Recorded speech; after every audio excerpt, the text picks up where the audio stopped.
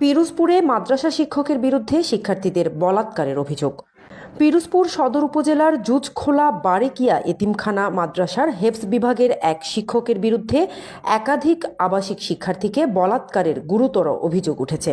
অভিযুক্ত শিক্ষক হাফেজ মোহাম্মদ মিজানুর রহমান অভিযোগ ওঠার পর থেকেই পলাতক রয়েছেন।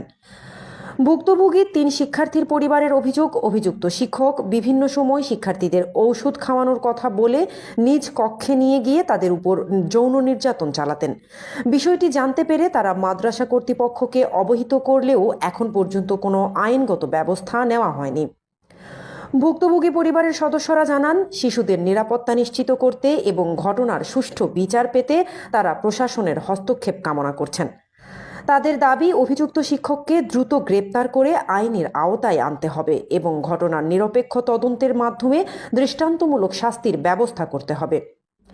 এ বিষয়ে মাদ্রাসার সভাপতি হাফেজ মোহাম্মদ মাসুম বিল্লাহ বলেন, তিনি ঘটনার সময় পিরোজপুরের বাইরে অবস্থান করছিলেন।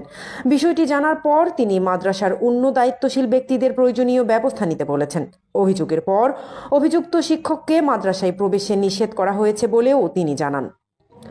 অন্যদিকে একই মাদ্রাসার বিরুদ্ধে সরকারি অনুদান গ্রহণে অনিয়মের অভিযোগও উঠেছে। স্থানীয়দের দাবি, মাদ্রাসার নামে 38 জন এতিম শিক্ষার্থীর তালিকা দেখিয়ে সরকারি অনুদান নেওয়া হলেও সরজমিনে মাত্র 3 জন আবাসিক শিক্ষার্থীর উপস্থিতি পাওয়া গেছে। বিষয়টি নিয়েও এলাকায় ব্যাপক চাঞ্চল্যের সৃষ্টি হয়েছে। এলাকাবাসীর দাবি, যৌন নির্যাতনের অভিযোগের পাশাপাশি সরকারি অনুদান সংক্রান্ত অনিয়মের বিষয়টিও গুরুত্বের সঙ্গে তদন্ত করা উচিত। তারা সংশ্লিষ্ট প্রশাসন ও আইন শৃঙ্খলা বাহিনীর কাছে দ্রুত ও নিরপেক্ষ তদন্তের মাধ্যমে প্রকৃত ঘটনা উদ্ঘাটন এবং দায়ীদের বিরুদ্ধে প্রয়োজনীয় আইনগত ব্যবস্থা গ্রহণের আহ্বান জানিয়েছেন।